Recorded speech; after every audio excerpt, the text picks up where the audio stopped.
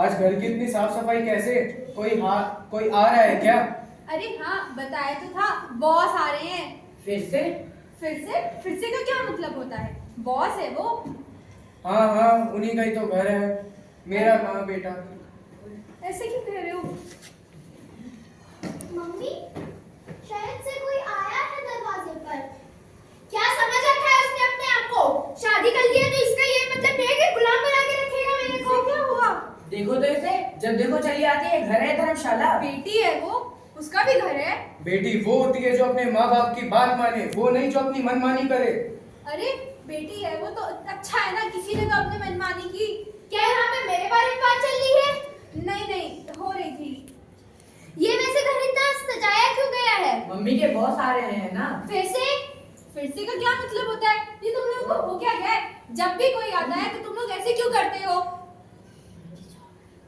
Boss है वो, जब चाहे आ सकता है।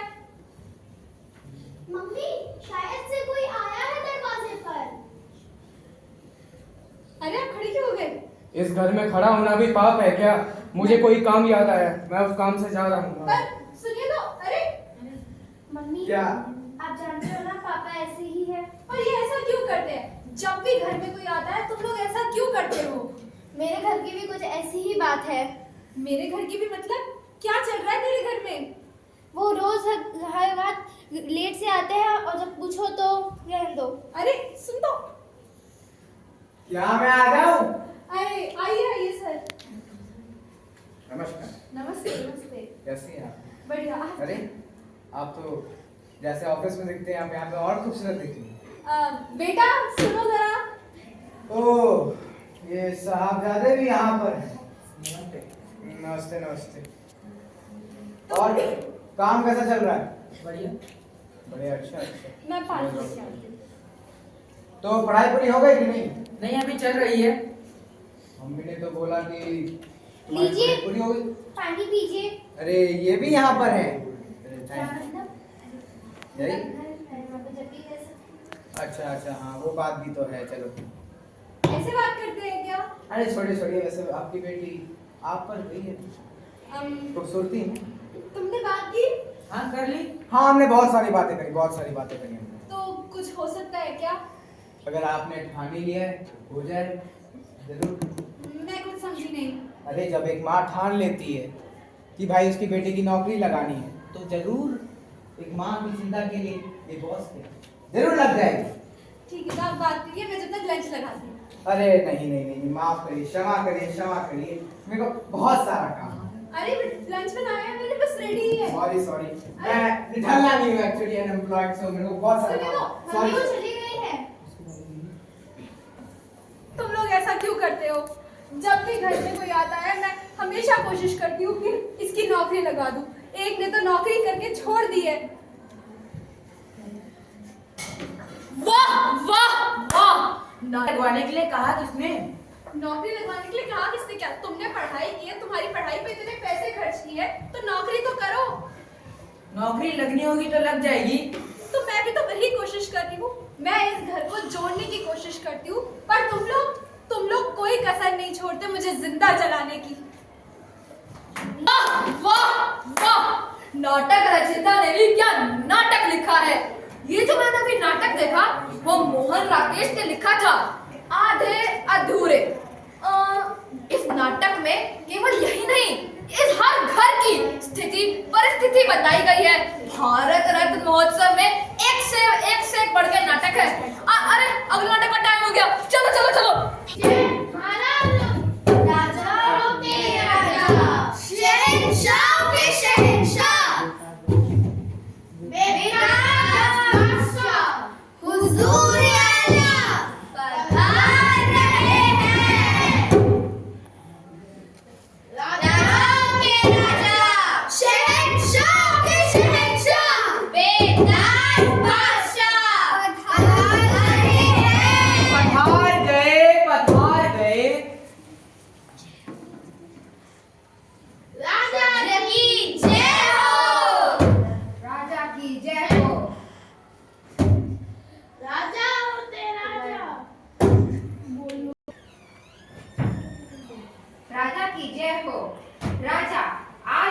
व्यापारी आया है जो बड़े अनोखे वस्त्र बनाता है।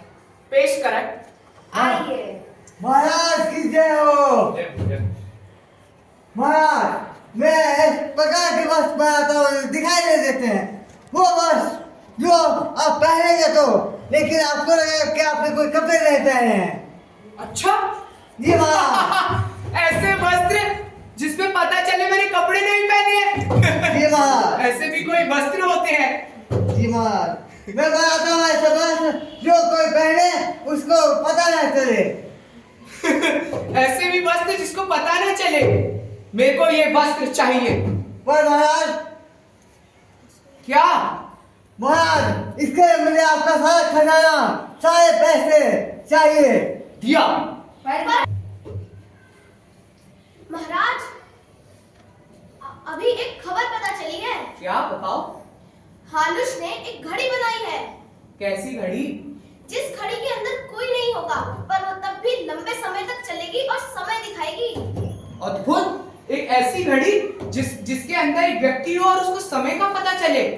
इसे हम अपने दरबार में लगाएंगे और अपने दोस्तों और विदेशियों को दिखाएंगे कि ये हमने बनाई है।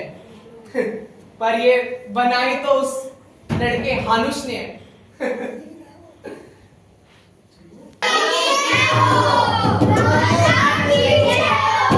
नाटक था और नाटक का सार नाटक था और नाटक का सार तो उससे भी बढ़िया। बिना दिमाग, बिना मस्तिष्क के एक राजा भी निर्वस्त्र हो सकता है। और नाटक और सार दिखाने का क्या माध्यम था? नाटक। लेकिन अगर मैं जान पाता ये नाटक की उत्पत्ति हुई कैसे है तो। आजकल आप कुछ ज्यादा नाटक नहीं देख रहे हैं? हाँ, मैं नाटक के बारे में जानना चाहता हूँ। यही तो है हमारा नाटक शास्त्र। अगला नाटक? हाँ, भारत रत्न महोत्सव, यही तो है असली नाटक। ओ, तो चलिए चलिए चलिए चलिए चलिए।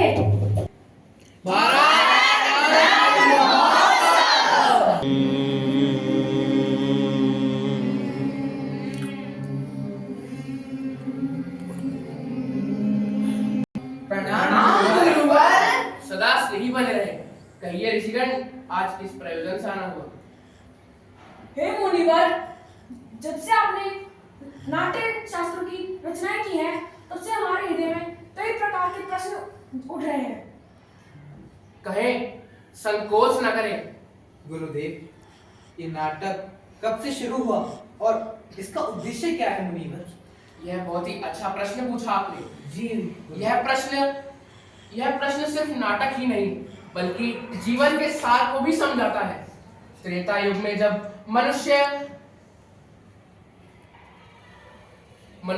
काम और लोभ के से प्रभावित होकर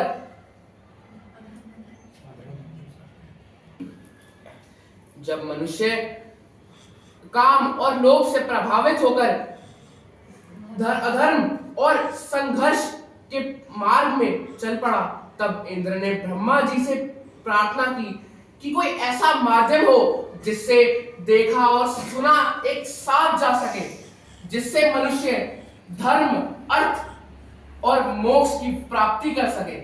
लेकिन गुरुदेव, वेद तो ज्ञान का भंडार है। इसमें जगत का सारा रहस्य छुपा है। वेद अपने आप में ही इस उद्देश्य को पूर्ण करने के लिए समर्थ है। लेकिन फिर ये पांचवा वेद क्यों? इसलिए ताकि समस्त जन के लिए सुलभ हो। सामान्य जन इस नाटक के माध्यम से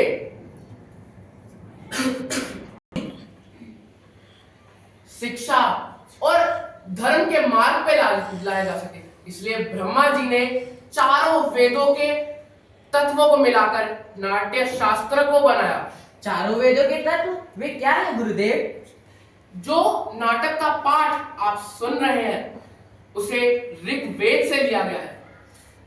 यह सुंदर गान जो कि सामवेद से लिया गया है, यजुर्वेद से अभिनय और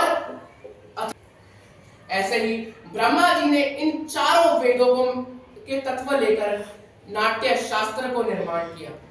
लेकिन गुरुदेव, तो नाटक सिर्फ देवताओं के लिए है? नहीं, नाटक सिर्फ देवताओं के लिए नहीं है। यही प्रश्न दानवों ने भी ब्रह्मा जी के सामने रखा। ब्रह्मा जी ने उत्तर दिया कि नाटक सबके लिए है।